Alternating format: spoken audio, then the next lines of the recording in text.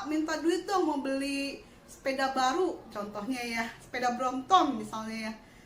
Bapaknya bakal ngomong tuh, kamu pikir ini uang tumbuh di pohon apa? Halo, selamat datang lagi di channel Kawan Bisnis. Saya senang sekali ketemu Kawan Bisnis lagi di tahun yang baru ini, tahun 2021. Selamat tahun baru Kawan Bisnis. Semoga sehat selalu dan makin sukses di 2021. Ngomong-ngomong tentang 2021, semakin sukses. Nah, saya kemarin melihat di grup-grup Facebook tentang wirausaha itu banyak sekali yang mengajukan pertanyaan-pertanyaan yang saya pikir ada masalah di pertanyaan tersebut ya, yang membuat kawan bisnis tidak sukses. Saya bacakan pertanyaannya. Usaha sepi, hidup makin sulit, seolah tak ada jalan keluar. Semua usaha sudah dicoba, masih tetap buntu. Mungkin ada yang merasakan. Itu pertanyaan pertama ya. Kalau kawan bisnis mungkin bisa sensing pertanyaan ini ada yang salah atau apa gitu ya. Yang kedua, di grup wirausaha yuk Facebook ya, usaha gagal, modal habis, makan terlunta-lunta, apa yang salah ya? Nah, apa yang dirasa nggak enak gitu dari pertanyaan-pertanyaan ini? Saya pikir itu yang menjadi masalah kenapa kawan bisnis, salah satu masalah ya, yang kenapa membuat kawan bisnis itu merasa gagal terus kayak gitu.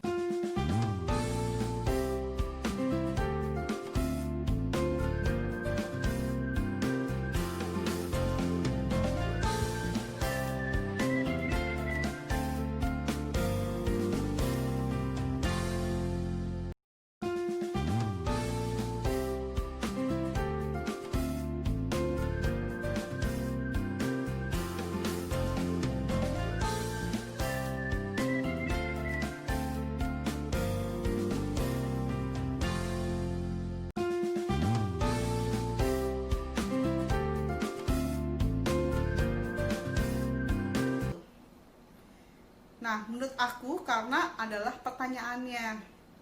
Coba ya, kalau misalnya kita nanya tuh, lebih bagus tanyanya tuh pertanyaan yang berkualitas, yang membuat otak kita bisa berpikir dengan lebih jernih, bukan mencari jawaban pertanyaan yang membuat jadi apa ya, semakin terpuruk gitu ya. Dan juga teman-teman yang mau menjawab pertanyaan-pertanyaan yang diajukan teman-teman di grup Facebook wirausaha juga jadi jawabannya juga bukannya membantu ya. Itu karena pertanyaan yang salah menurut saya. Coba ya, tadi pertanyaan pertama itu, hidup makin susah, apa ada yang merasakan? Ini pertanyaan ini nyari temen, sama-sama susah apa nyari jalan keluar sih sebenarnya ya. Bukan saya mau mendiskreditkan pertanyaan seseorang, pasti itu dari perasaannya. Cuman ini bisa jadi hal yang membuat orang tersebut gagal gitu ya. Karena otak ini menanyakan pertanyaan seperti itu, pasti akan dijawab oleh orang-orang teman-temannya itu ya. Iya nih, sama, makin susah nih hidup, misalnya jawabannya ya. Iya, usahaku gagal terus. Nah, dapat jawaban-jawaban yang membuat orang tersebut semakin terpuruk. Nyari temen istilahnya ya. Kalau nyari temen udah gitu, oh iya memang sama-sama susah, udah kita nangis bareng deh. Terusnya, udah deh nggak ngapa-ngapain karena memang lagi begini. Jadinya kita semakin terpuruk dengan pertanyaan yang tidak berkualitas seperti ini menurut saya ya. Nah, coba pertanyaan dari teman kita itu diganti. Saya udah jualan makanan depan sekolah, tapi karena COVID nggak ada anak-anak masuk sekolah lagi, sehingga jadi sepi. Gimana sih supaya laku lagi? Nah, pertanyaan seperti ini yang memancing otak kita sendiri itu bekerja dengan lebih baik untuk mencari jawaban yang mendukung strategi baru untuk penjualan tersebut. Dan juga kalau kawan bisnis punya orang yang nanya ke kawan bisnis kayak begini, ya kita akan mencari jawabannya, bukan mencari jawaban iya nih lagi susah gitu kan. Karena dia nanyanya ada yang punya perasaan yang sama seperti itu ya. Terus jadi mungkin kalau ada pertanyaan kayak gini, jawaban saya misalnya, oh kan kamu jualan depan sekolah, makanan kamu berarti enak, selama ini laku depan sekolah, coba deh titipin gorengannya ke warung, atau juga coba masukin di GoFood, sehingga juga apa namanya, dapat ide-ide baru, atau memang kalau gorengan tidak memungkinkan lagi, nah mungkin ada kawan bisnis lainnya yang pengen membantu, saya punya barang yang bisa kamu resellerin di online contohnya, itu dapat jawaban yang sesuai dengan pertanyaannya. Coba kalau pertanyaan yang tadi ditanyakan apa ada yang merasakan, iya saya juga susah, ya udah sama-sama susah yuk kita nangis bareng yuk, ya kira begitu jadinya ya. Jadi ya nggak apa-apa sih sebenarnya, cuman ya sayang aja dapat jawaban yang berkualitas buruk juga menurut saya. Jadi kita juga tetap terpuruk karena pertanyaan yang tidak berkualitas. Nah, pertanyaan kedua itu yang tadi, usaha gagal berkali-kali, apa yang salah ya? Yang salah apa? Nggak tahu juga. Nah, usahanya apa dia? Apa yang salah? Yang ada jawabannya dari teman-teman juga jawabnya, lu emang bego sih contohnya ya.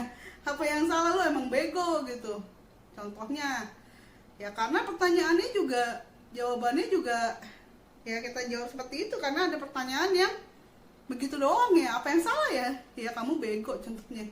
Nah, coba pertanyaannya diganti, misalnya saya dulu buka warung terus jual nasi uduk tapi dua-duanya bangkrut, modal nggak kembali, barang habis, gimana ya supaya lebih baik lagi? Nah, ini jelas ya, spesifik pertanyaannya, dan juga oh mungkin dia kita bisa nanya balik ya, oh mungkin kenapa bisa barang habis gak ada uang tuh ya. Oh ternyata orangnya jawab ya, mungkin diutangin ke tetangga barang-barangnya, selama ini warung beli shampoo, pinjem dulu ya nanti saya bayar, atau beli nasi uduknya besoknya saya bayar kok. Nah, hal-hal seperti ini yang membuat usaha dari teman kita tadi itu terpuruk karena dia tidak bisa ngelola uang dan dia nggak tegaan istilahnya ya. Kalau kita jualan nggak tegaan, yang ada kita buka yayasan sosial bukannya bikin usaha, setahu aku ya. Mungkin kita bisa kasih jawaban ya setelah dengan adanya pertanyaan yang lebih berkualitas ini, kita bisa kasih jawaban. Oh ya, kalau misalnya kamu ngutangin terus, kamu tuh lebih bagus mungkin jualannya tuh jangan kamu yang di depan, jangan kamu yang jagain, mungkin anak kamu yang lebih tegaan, tanda kutip ya, lebih tegaan untuk nagih gitu, untuk apa, untuk minta uang sebelum barang dikasih contohnya.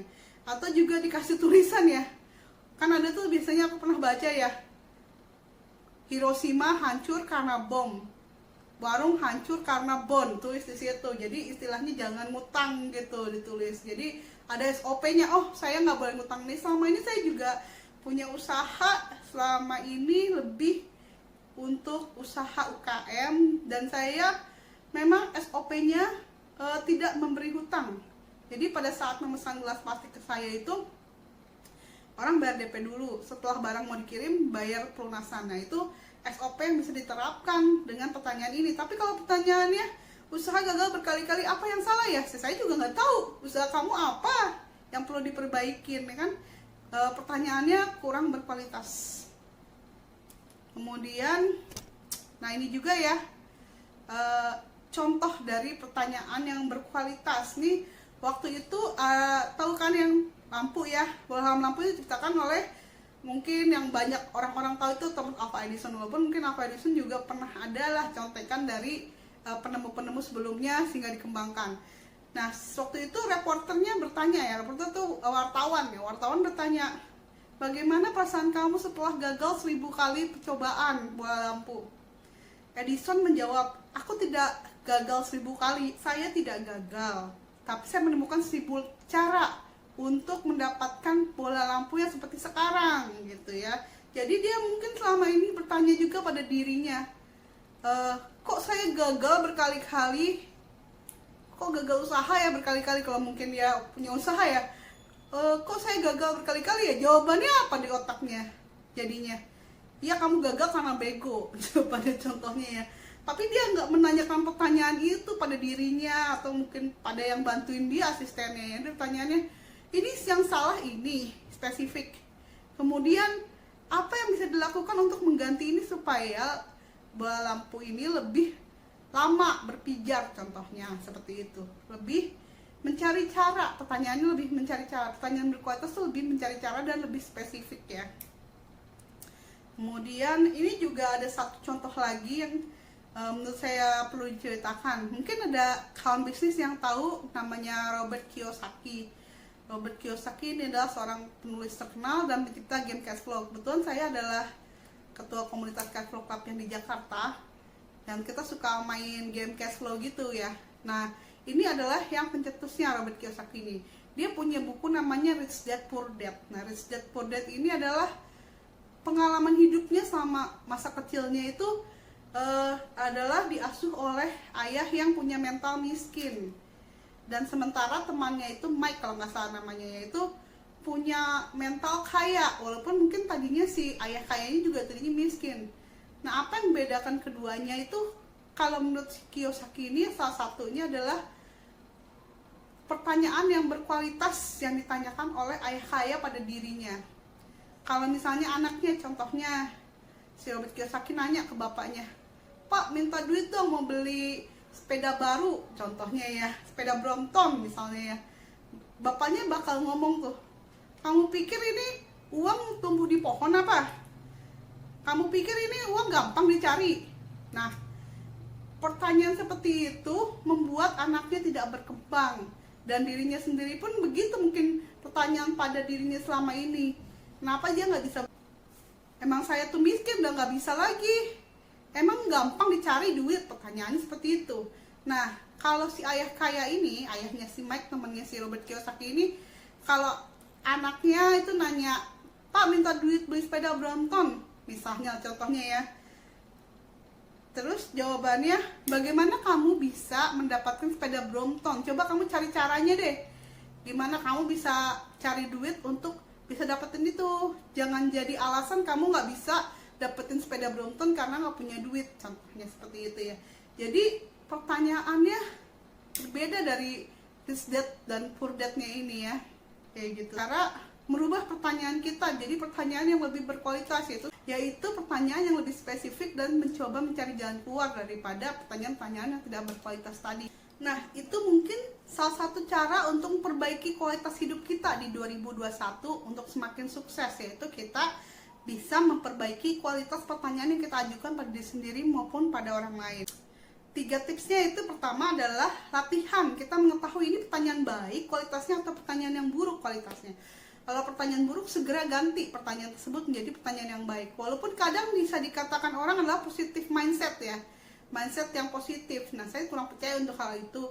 Positif mindset itu sebenarnya dibentuk karena ada pertanyaan pada diri kita sendiri. Contohnya seperti saya menanyakan, bukan tentang usaha aja ya, pertanyaan pada diri sendiri, "Apa yang membuat Felis bahagia sih?"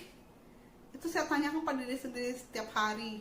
Dan mungkin, yang buat saya bahagia bukan hal-hal besar kadang-kadang ya. Mungkin kadang-kadang saya suka memberi makan ikan di kolam gitu, buat senang diri saya gitu ya. Daripada kita berpikir, "Aduh, saya sedih nih, kenapa saya sedih?" Nah, otak kita akan menjawab, kenapa saya sedih. Oh, karena misalnya kamu tuh emang orangnya sedih karena, coba ya contoh-contohnya, A, B, C, D, kamu itu emang orangnya yang sedih. Coba kamu tanya deh pertanyaan itu pada diri kamu sendiri ya. Pertanyaan, "Kenapa kamu sedih sih? Kenapa saya sedih?" Ya, otak akan menjawab pertanyaan yang kita ajukan. Otak itu hanya alat dari diri kita sendiri ya, yang kita ajukan gitu loh pertanyaannya. Otak pasti akan membantu kita itu, pertanyaannya apapun itu ya. Pertanyaan, "Kenapa saya sedih sih? Saya orangnya sedih terus," gitu. Ya, itu pertanyaannya akan dijawab oleh otak kita. Otak itu membantu kita gitu loh. Kalau misalnya, "Apa yang membuat Felis senang?" Yang membuat Felis senang dijawab sama otak. Apa sih contoh-contohnya ya? Kayak gitu. Seperti itu ya, kurang lebih ngerti ya. Yang nomor 2 adalah cari pergaulan dengan teman yang sukses. Biasanya mereka juga punya pikiran positif, tanda kutip ya. Mereka itu biasanya punya pertanyaan-pertanyaan pada dirinya sendiri yang berkualitas baik juga. Kita lebih banyak bergaul sama orang-orang seperti ini. Mungkin kita punya teman kualitasnya kurang baik, tanda kutip ya. Bukan kita berarti jadi nggak berteman sih. Cuman kita lebih banyak bergaul sama orang-orang yang punya pertanyaan kualitas baik, yang sukses seperti ini. Yang nomor 3 adalah cari kegiatan yang memacu kreativitas, sehingga otak kita itu terlatih memiliki kreativitas untuk mencari pertanyaan yang baik. Contohnya ya, kalau kita diem sendiri di kamar terus misalnya ya, Ya, ada orang Jepang kan hikikomori kalau nggak salah namanya, kita mengurung diri ya, kurang kreativitas lah, yang lama-lama juga kita jadi pusing misalnya ya. Bisa kita melakukan hal-hal yang memacu kreativitas, misalnya mewarnai, contohnya letak kutip ya, bukan hanya mewarnai ini untuk anak kecil ya, mewarnai bisa jadi untuk orang dewasa untuk merilekskan pikiran dan memancing kreativitas, atau mungkin hobi yang lain misalnya olahraga atau hobi jalan-jalan misalnya ya. Ya itu kalau memang itu bisa memacu kreativitas kita, itu lakukan gitu ya, mungkin akan berbeda-beda sih setiap orang. Demikian sharing di Kawan Bisnis hari ini, mudah-mudahan Kawan Bisnis makin sukses di 2021. Sampai ketemu lagi di channel Kawan Bisnis selanjutnya. Ke bapaknya.